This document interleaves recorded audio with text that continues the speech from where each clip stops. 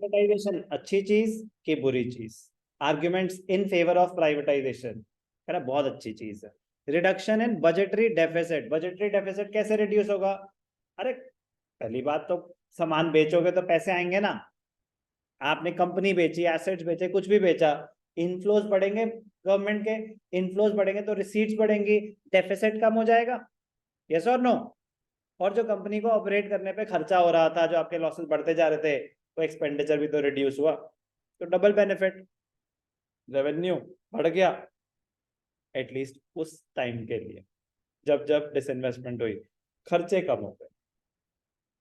Public sector enterprises were putting large burden on public exchequer due to huge losses and growing subsidy payments. Privatization reduces the financial burden of the government. करे losses meet करने के लिए आप payment करे जा रहे हैं, government उनको पैसे दिए जा रही हैं, वो बर्डन खत्म, लॉस मेकिंग कंपनीज बंद, रिडक्शन इन बजटरी डेफिसिट। कोई डाउट? कोई doubt? competitive environment, privatization abolishes the monopoly position of the public sector enterprise. तो पहले तो नहीं जी गवर्नमेंट ही करेगी बस ये, अब गवर्नमेंट थोड़ा किसी से compete कर रही है, उनसे क्या compete करेगा कोई, किसी और को अलाउड ही नहीं है। जब कि नहीं कोई भी कर सकता है, तो होगा ना हेल्दी कंपटीशन। तो जब सेम चीज बहुत सारे लोग बनाएंगे तो कंज्यूमर्स का बहुत बेनिफिट होगा। एक तो यू विल हैव चॉइसेस, और कंपटीशन में क्वालिटी, मतलब सर्वाइवल ऑफ द फिटेस्ट हो जाता है ना फिर तो, कि जो अच्छी क्वालिटी प्रोवाइड कर रहा है वही सर्वाइव करेगा। helps in improving competitive strength and efficiency of these enterprises. Better managerial efficiency, privatization is supported as a means of improving managerial efficiency as the management is not subject to unwanted political pressure and interference. Government companies में तो political interference, political pressure होता है कि नहीं नहीं आप नहीं निकाल सकते इन लोगों को, कैसे इनका घर चलेगा।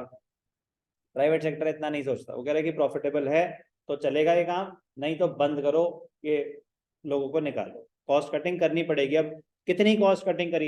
एप्पल ने 10,000 लोगों को ले ऑफ करा, बड़ी बड़ी इन्फोसिस ने करा, किसने नहीं करा पिछले एक साल में ले ऑफ? सबने, फेसबुक ने करा, सबने करा।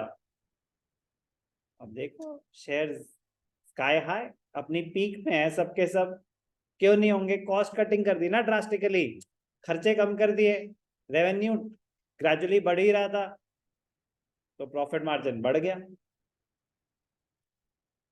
एनी आइडिया एप्पल की मार्केट कैपिटलाइजेशन, मतलब वैल्यू ऑफ मार्केट कैपिटलाइजेशन, मतलब नेटवर्थ ऑफ द कंपनी, वैसे मतलब डिस्कस होगा तो आज पढ़ा, $3 ट्रिलियन, $3 ट्रिलियन। इंडिया की पूरी इकोनॉमी है 3.7, इंडिया की पूरी इकोनॉमी मतलब जीडीपी ऑफ द नेशन की होता है ना, कि value of all the goods and services produced in the entire year by all the residents of a country, तो इंडिया की जीडीपी है $3.7 ट्रिलियन, एप्पल की नेटवर्थ है $3 ट्रिलियन। जस्ट इमेजिन, और खरीद लो आईफोन। बेटर मैनेजरियल एफिशिएंसी, तो private sector आता है तो मैनेजरियल एफिशिएंसी, क्योंकि they are operating for profit motive, तो वो डिसीजन मेकिंग उनकी स्ट्रांग होगी, कॉस्ट इफेक्टिव होगी, प्रॉफिट मैक्सिमाइजेशन पे फोकस होगा, क्विक डिसीजन मेकिंग होगी।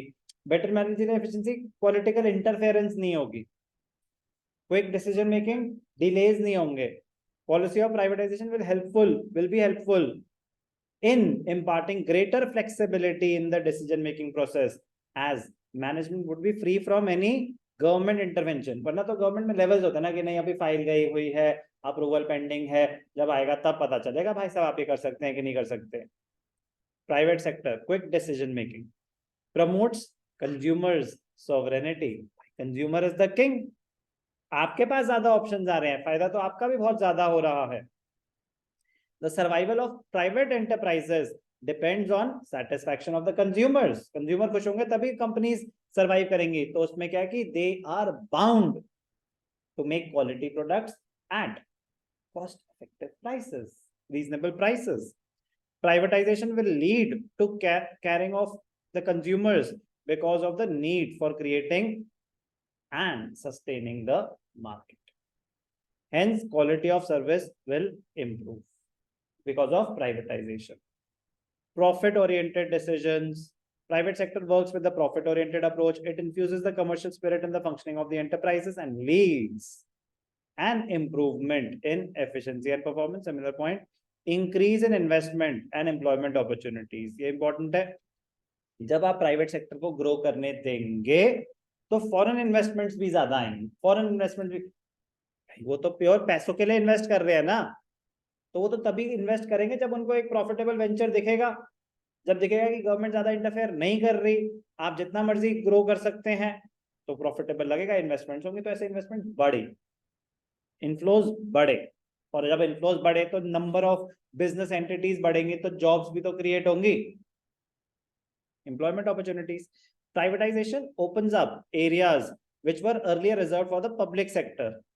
Like in case of insurance, it increases the investment by the private sector, which led to the creation of greater employment and income earning opportunities of the economy.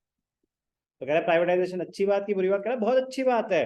Budgetary deficit कम होगा, government का competitive environment create होगी, managerial efficiency improve होगी क्योंकि political interference नहीं होगी, quick decision making होगी क्योंकि government के इतने लेवल्स आपको क्रॉस नहीं करने पड़ेंगे अप्रूवल के लिए, कंज्यूमर सॉवरेनिटी इंप्रूव होगी, consumer is the king, profit oriented decisions होंगी, and increase in investment and employment opportunities. ये क्या है? Arguments in favour of privatisation. पूरी बात तो तब होगी ना जब हम दोनों तरफ का सुने. आर्ग्यूमेंट्स अगेंस्ट प्राइवेटाइजेशन, इनका कहना है कि नहीं करनी चाहिए privatisation. Number 1, social welfare neglected. Correct, government का ऑब्जेक्टिव क्या होता है? प्रॉफिट मैक्सिमाइजेशन या सोशल वेलफेयर? कह रहे उनका काम तो सोशल वेलफेयर होता है. अब लॉस हुआ तो क्या हुआ? उनका तो काम ही था उनको सस्ते में सब्सिडाइज्ड रेट्स पे गैस सिलेंडर देना, पेट्रोल देना, या कुछ भी बेसिक नेसेसिटीज प्रोवाइड करना उनका काम था.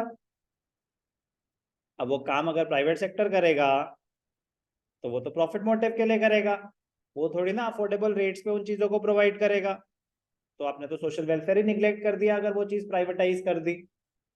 The foremost argument against privatisation policy is that private sector enterprises they operate mainly क्या, they operate only for profit maximisation. And why they should not? ठीक है ना, they are operating for profit maximisation. thus this system does not guarantee social welfare of the poor people.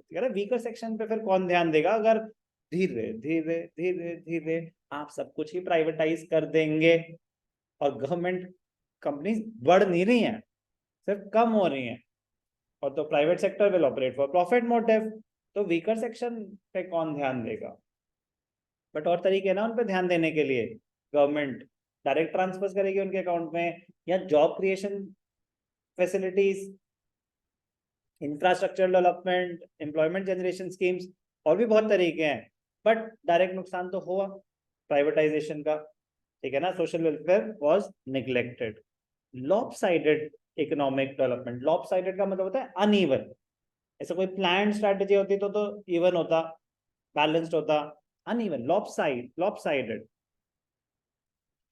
Private sector does not take keen interest in projects which are risky and have long gestation period. ये gestation period क्या होता है? Gestation period होता है the time gap between making an investment and generation of profits.